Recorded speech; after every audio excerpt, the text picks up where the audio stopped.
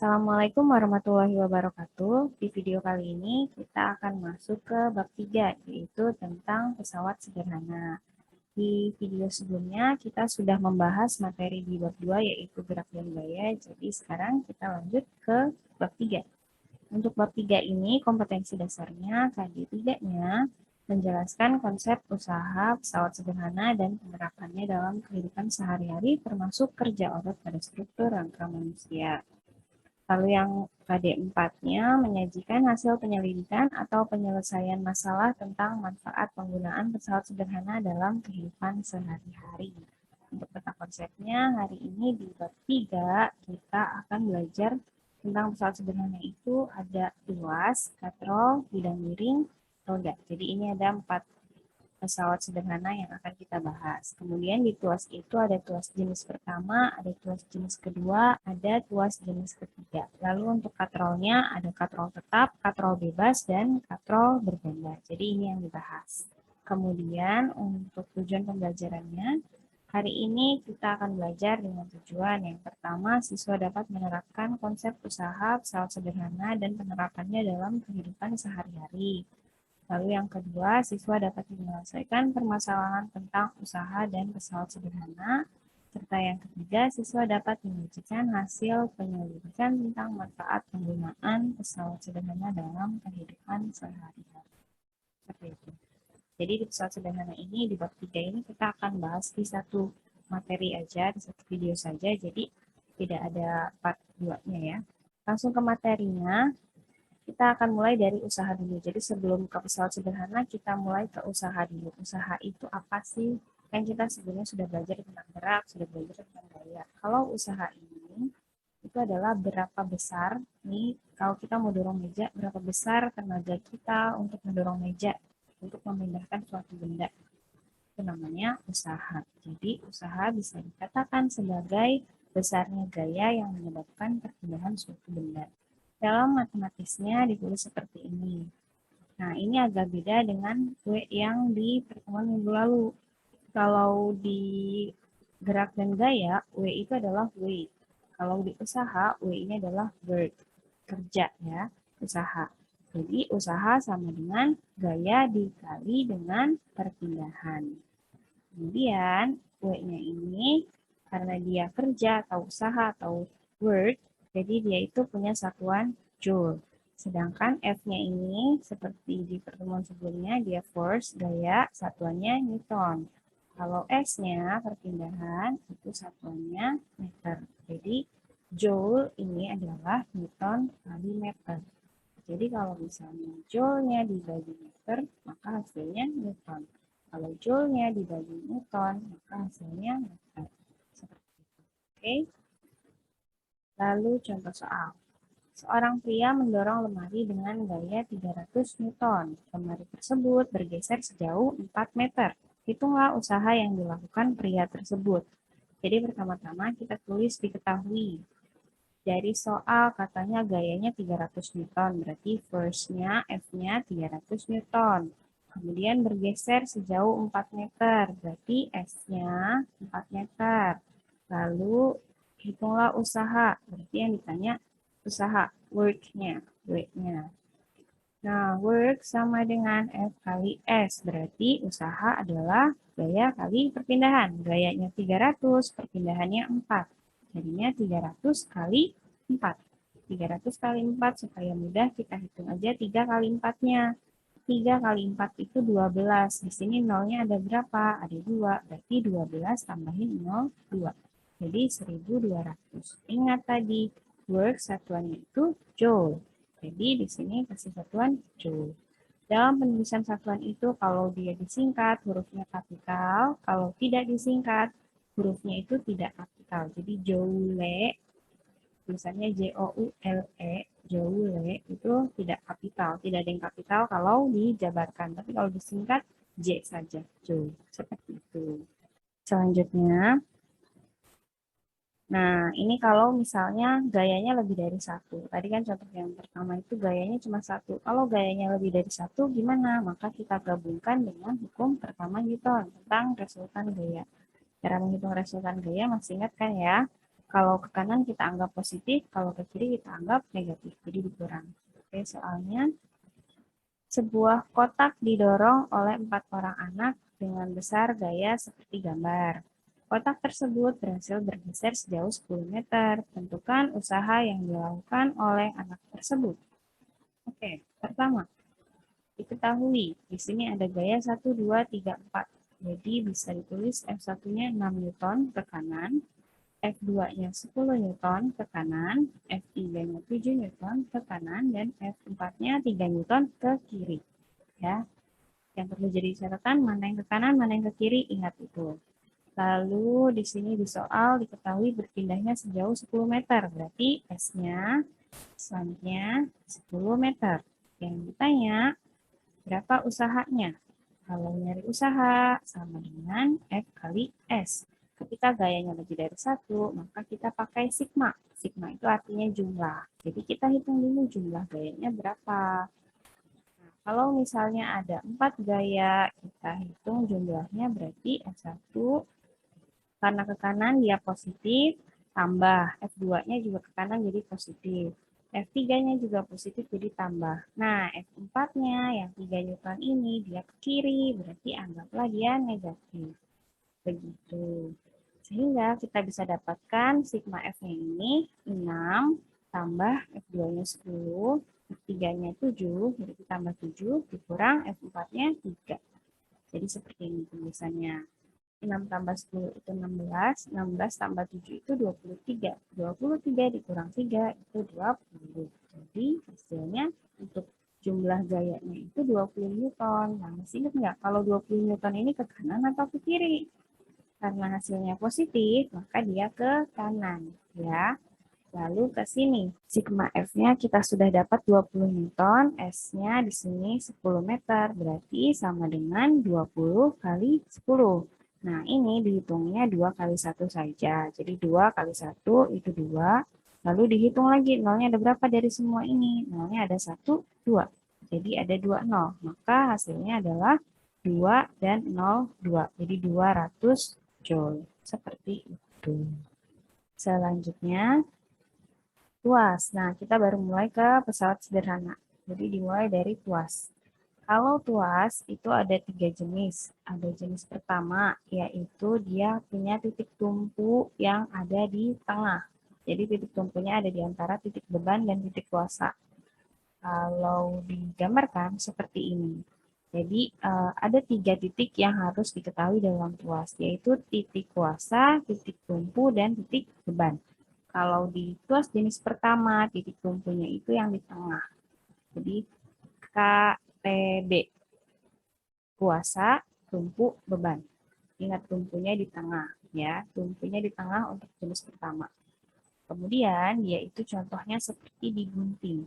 Jadi kalau misalnya kita mau menggunakan gunting, itu kan ada sisi yang untuk megang, yang dipegang tangan kita. Ada sisi yang untuk mengguntingnya.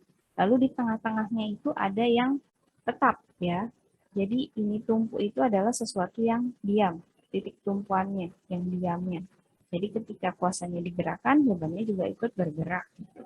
Nah, di sini kita ngasih gaya, kita ngasih kekuatan kita itu di sini. Dan di sini adalah objek yang mau digunakan, diberikan treatment. Kalau gunting berarti kan untuk menggunting. Jadi di sini objek yang buat diguntingnya ditaruh sini. Itu namanya beban. Yang kita berikan gaya itu namanya kuasa. Lalu tumpu adalah sisi yang diamnya, titik yang diamnya, yang membuat si kuasa dan beban ini bisa bergerak seperti itu. Lalu tuas jenis kedua. Kalau tuas jenis kedua itu yang di tengah adalah bebannya. Jadi T, B, terus di sini nanti K, T, B, K. Di sini titik tumpu yang di tengah, di sini beban yang di tengah. Nah, kalau beban yang di tengah itu kira-kira gambarnya seperti ini. Jadi titik tumpu itu selalu pantek ya, selalu diam. Titik tumpunya di sini, bebannya ditaruhnya di tengah, terus kita kasih gaya. Spek, contohnya apa? Contohnya adalah pembuka tutup botol.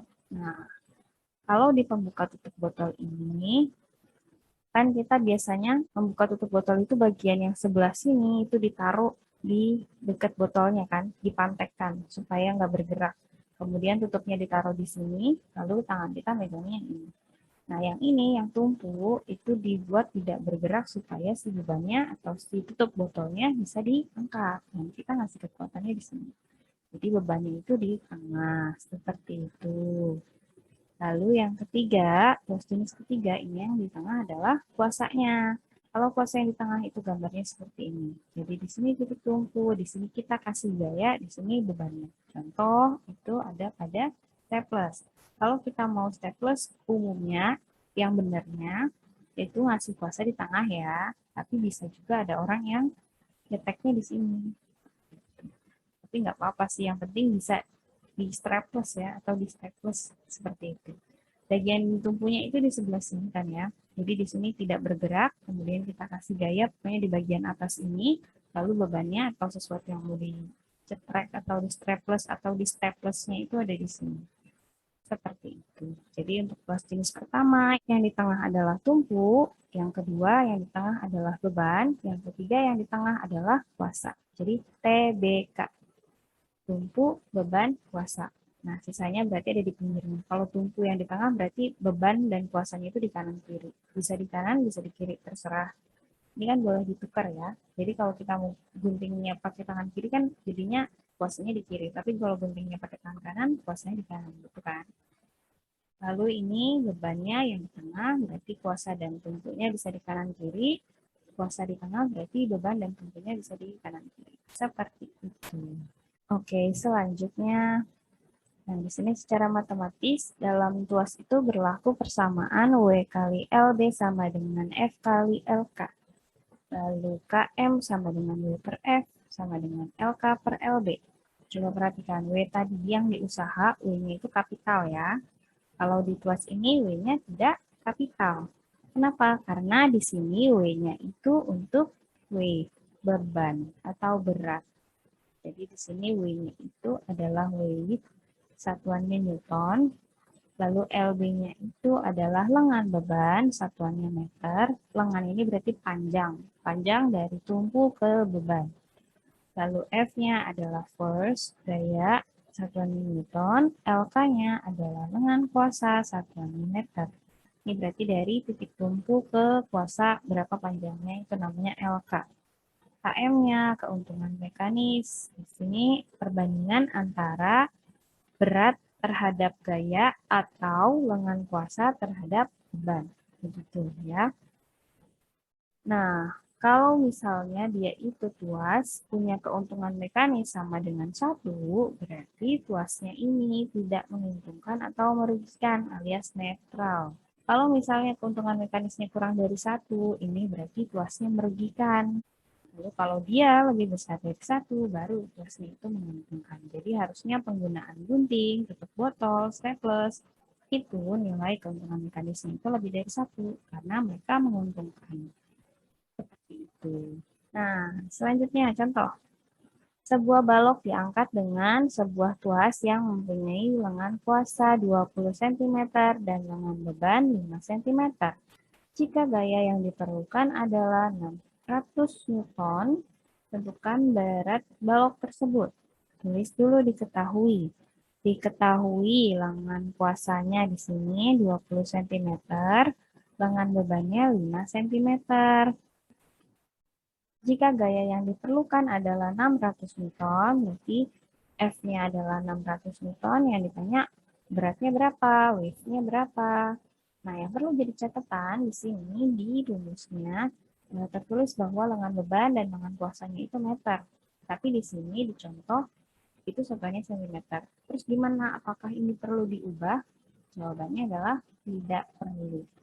Kalau diperhatikan WLB FLK ini kan mereka sama-sama pembilang tapi di sisi yang berbeda. Jadi kalau satuannya sama, dicoret, habis satuannya jadi hilang. Artinya kalau dia satuannya sama, nggak masalah, nggak harus meter. Jadi selama satuan lengan kuasa dan lengan beban ini sama, tidak dikonversi ke meter, tidak masalah. Kecuali yang 1 meter, yang 1 sentimeter.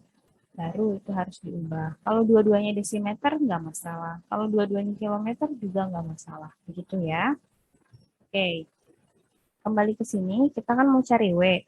Diketahui bahwa WLB sama dengan FLK. Ini dikali ya, bukan dikurang. Jadi kita tulis dulu WLB sama dengan FLK. Kalau mau cari WLB-nya harus pindah ruas.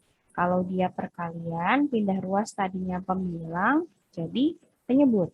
Jadinya W sama dengan FLK per LB. F-nya itu 600 Newton.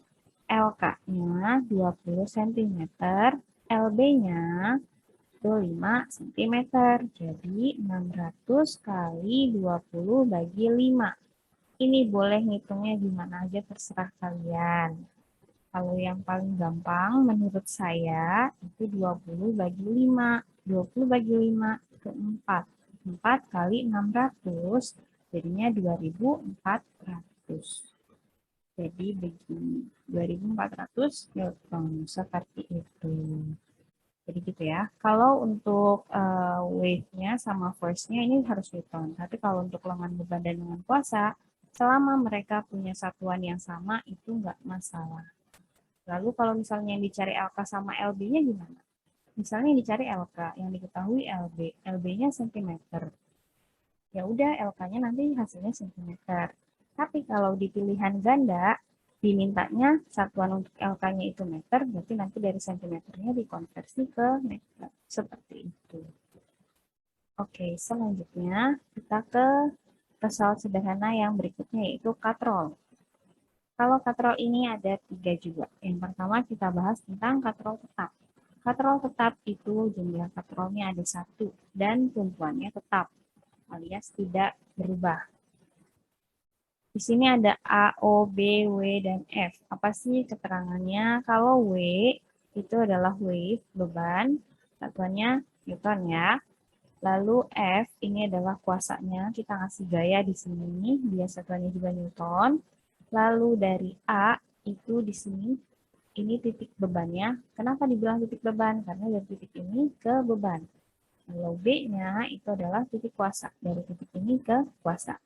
Lalu O-nya adalah titik tumpu, seperti itu. Jadi kalau dari O ke A, ini namanya lengan beban. Kalau dari O ke B, itu namanya lengan kuasa. Seperti itu. Untuk secara matematis masih sama, WLB sama dengan FLK. Keuntungan mekanisnya juga sama, yang beda apa?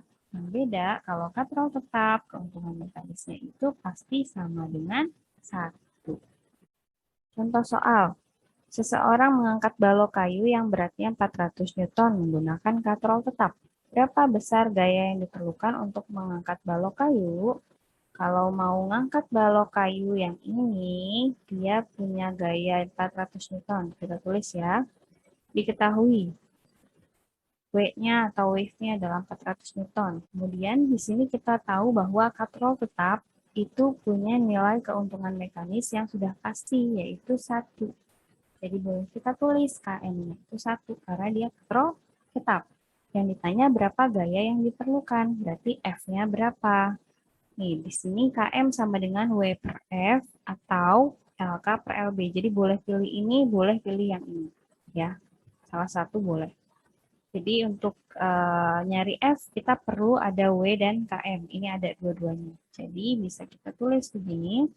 KM itu sama dengan W per F. Kalau kita mau cari F, berarti F-nya pindah ruas, KM-nya pindah ruas. Jadi F sama dengan W per KM. W-nya adalah 400, KM-nya adalah 1. Berarti 400 bagi 1. Jadi F-nya sama dengan beratnya, 400 Newton. Nah, dari sini bisa kita simpulkan bahwa berapa besar gaya yang dibutuhkan untuk mengangkat beban menggunakan katrol tetap, yaitu jawabannya adalah sebesar beban tersebut. Jadi misalnya kita mau mengangkat beban 500 Newton, kita harus gunakan gaya berapa? Ya 500 Newton juga. Kalau mau mengangkat beban yang 700 Newton, gayanya berapa? Ya 700 Newton juga. Jadi besar gayanya sama dengan besar bebannya. Seperti itu. Bisa dipahami ya. Selanjutnya katrol bebas. Kalau katrol bebas ini tidak seperti katrol tetap tadi yang dia itu punya titik bebannya tetap. Kalau ini berubah-ubah. Jadi seperti ini gambarnya. Nah, kalau dia itu masih sama, W-nya beban, F-nya juga kuasa atau gaya ya, satuannya Newton masing-masing. Kemudian untuk A-nya itu ada di sini, penumpunya. Jadi bedanya ini. Kalau tadi titik tumpunya ada di sini, kalau sekarang di katral bebas titik tumpunya yang tergantung dengan bidang di atasnya. Seperti itu. Lalu B-nya adalah titik kuasa karena ini yang terhubung sama si kuasa. Kemudian O-nya adalah titik beban karena dia yang terhubung ke beban begitu. Jadi dari A ke O ini adalah lengan beban, kemudian dari A ke B itu adalah lengan kuasa. Karena dari lengan beban itu adalah panjang dari titik tumpu ke titik beban. Kalau lengan kuasa itu panjang dari titik penumpu ke titik kuasa. Seperti itu. Masih sama untuk persamaannya WLB-FLK. Nah, tapi perlu diketahui bahwa bisa kita lihat di sini bahwa si LK-nya itu 2 kali dari LB. Jadi LB kan cuma dari sini A ke O.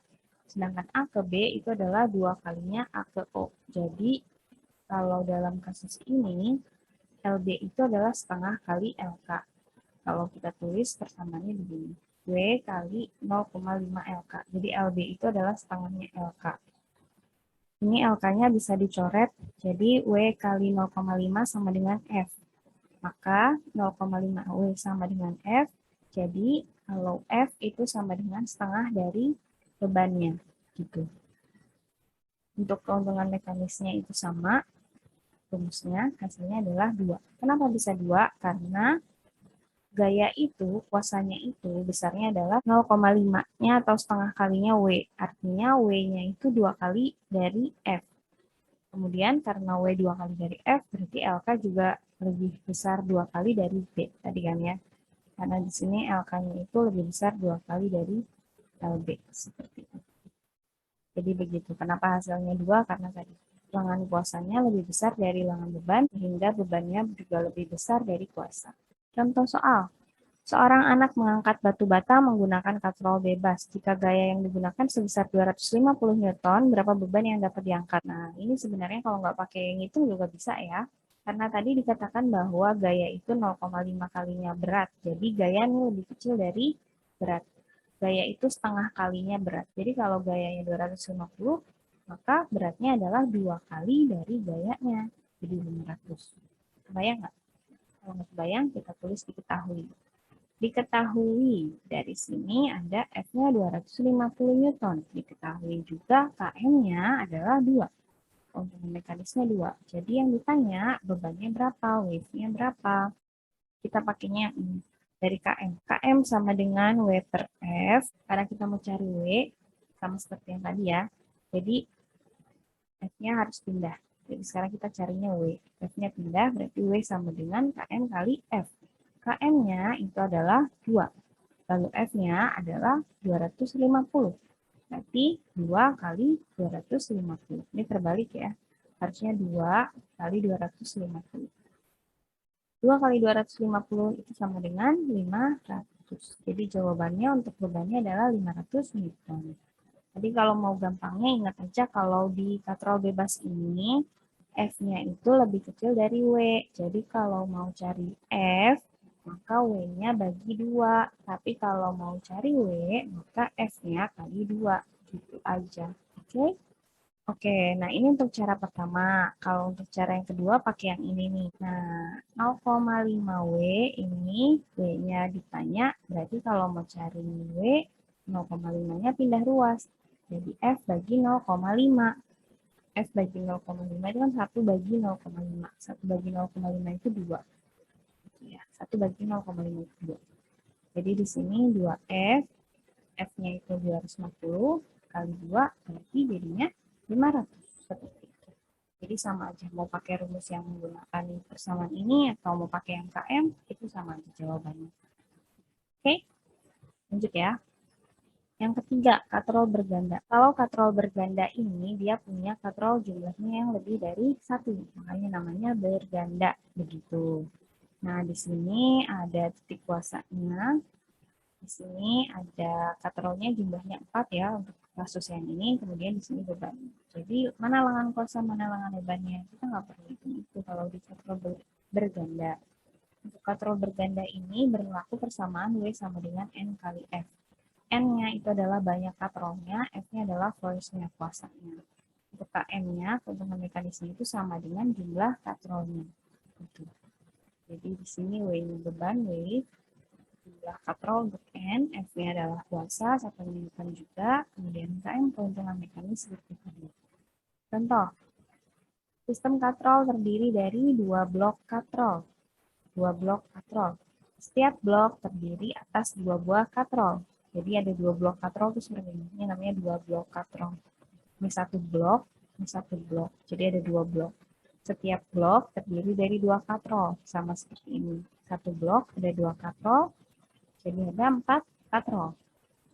Sistem katrol ini digunakan untuk menarik beban yang beratnya 100 Newton. Hitunglah besarnya gaya minimum yang harus diberikan untuk menarik beban tersebut. Tapi diketahui katrolnya itu jumlahnya ada 4. Berarti N-nya 4. Karena 2 kali 2 ya. Setiap blok ada 2 katrol, bloknya ada 2. Jadi 2 kali 2, 4. Lalu beratnya 100 Newton, berarti wave-nya 100 Newton. Lalu yang ditanya gayanya, F-nya sama dengan berapa. Jadi kita ke sini, W sama dengan N kali F. Kalau kita mau cari F, berarti N-nya pindah ruas, tadinya pembilang, jadi penyebut. Jadi F sama dengan W per N. W-nya, wave-nya adalah 100, N-nya adalah 4. Jadi 100 bagi 4. 100 bagi 4 itu 25. Satuan untuk force adalah Newton. Jadi 25 Newton.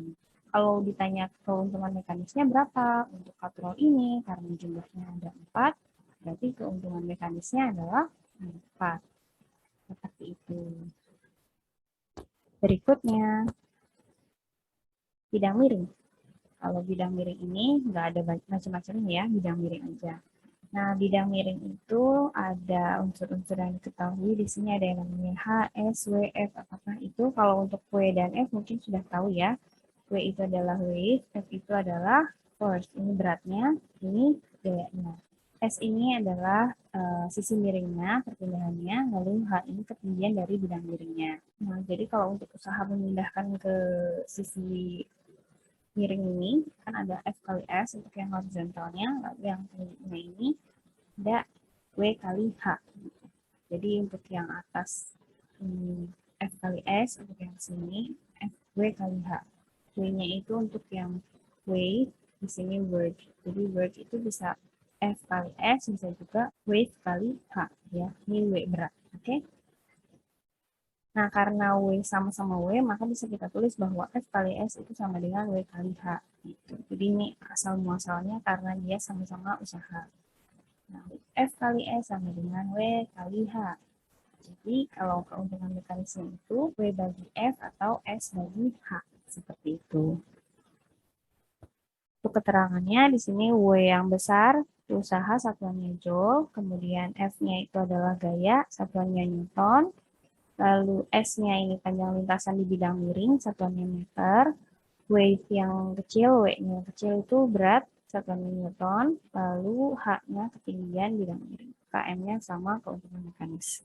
Selanjutnya, di sini contoh soal, sebuah peti beratnya 500 Newton akan dipindahkan pada ketinggian 2 meter melalui bidang miring yang panjangnya 5 meter. Berapa gaya yang diperlukan untuk memindahkan peti tersebut? Jadi di sini petinya 500 Newton, berarti diketahui wave-nya 500 Newton. Lalu H-nya, ketinggiannya height ya, itu 2 meter. Lalu panjang lintasannya, S-nya 5 meter. Yang ditanya berapa F-nya? F sama dengan yang ini dipakainya. F kali S sama dengan W kali H. Berarti kalau kita mau cari F, berarti S-nya harus pindah. W kali H dibagi S. Jadi begini untuk F-nya. W-nya ini ingat W untuk beban atau berat, W. Jadi dia 500 Newton dikali H-nya 2 meter dibagi S-nya 5 meter. Jadi seperti ini. Ini 5-nya boleh dicoret. 5 bagi 5 itu 1. 1, 0, 0 jadi 100. 100 kali 2 jadi 200 Newton. Begitu. Selanjutnya yang terakhir roda berporos. Kalau roda berporos ini ada 3. Jadi yang pertama hubungan roda-roda yang bersinggungan. Jadi dua roda yang saling bersinggungan. Ini namanya bersinggungan, dempet-dempetan gitu ya. Kalau dia itu hubungan roda-roda yang saling bersinggungan, maka berlaku untuk keuntungan mekanisnya itu seperti ini. Jumlah putaran roda kecil dibagi jumlah putaran roda besar. Jadi untuk KM-nya, roda kecil dibagi roda besar. Misalnya roda kecilnya berputar 10 kali, roda besarnya berputarnya 5 kali. Pasti besaran roda kecil jumlahnya ya. Jadi kalau misalnya dua roda bersinggungan, dalam sekali kejadian putaran roda kecil itu lebih banyak dari roda besar. Karena dia kan kelilingnya lebih sedikit gitu. Jadi jumlah putaran roda kecilnya ini pasti lebih besar dari yang besarnya. Begitu. Lalu untuk yang kedua, hubungan roda-roda yang dihubungkan dengan rantai. Ini biasanya ada di sepeda ya, di sepeda motor. Nah, kalau ini berlaku persamaannya juga sama. Untuk keuntungan mekanisnya, roda kecil dibagi roda besar. Jumlah putaran roda kecil dibagi jumlah putaran roda besar. Nah, apa bedanya antara yang dihubungkan dengan rantai sama yang bersinggungan? Yang bedanya itu arah dari putaran roda dan juga arah kecepatannya. Jadi kalau kecepatan putaran rodanya itu untuk yang bersinggungan, dia arahnya berlawanan. Karena kan misalnya ini berputar ke kiri, ini pasti berputar ke kanan. Putar, maka dia ikut putar ke atas gitu, arahnya ke atas semua kecepatannya. Tapi kalau untuk yang dihubungkan dengan rantai, mereka ini punya kecepatan yang arahnya searah gitu, sama-sama. Kalau ke kanan ya ke kanan semua, kalau ke kiri ya ke kiri semua, begitu. Lalu untuk yang seporos, kalau seporos ini berarti ada di pusat yang sama. Kalau di pusat yang sama, ini dia punya persamaannya itu jari-jari roda kecil dibagi jari-jari roda besar. Nah, kenapa sih yang roda kecil selalu yang di atas tadi ya? Karena roda kecil itu putarannya lebih banyak dari yang roda besar. Kalau di roda-roda yang bersinggungan dan dihubungkan dengan rantai, pakai jumlah putaran untuk keuntungan mekanisnya. Kalau untuk yang seporos, pakai jari-jari. Karena mereka ada di poros yang sama. Yang bedain itu dari jarinya. Jadi itu dia materi kita di bab 3 ini. Bab pesawat sederhana sudah selesai. Selanjutnya kita akan belajar tentang struktur dan fungsi organ pada tumbuhan. Seperti itu. Jadi cukup sekian untuk hari ini. Semoga ilmu kita bermanfaat. Tetap semangat, jaga kesehatan, tetap patuhi protokol kesehatan. Assalamualaikum warahmatullahi wabarakatuh.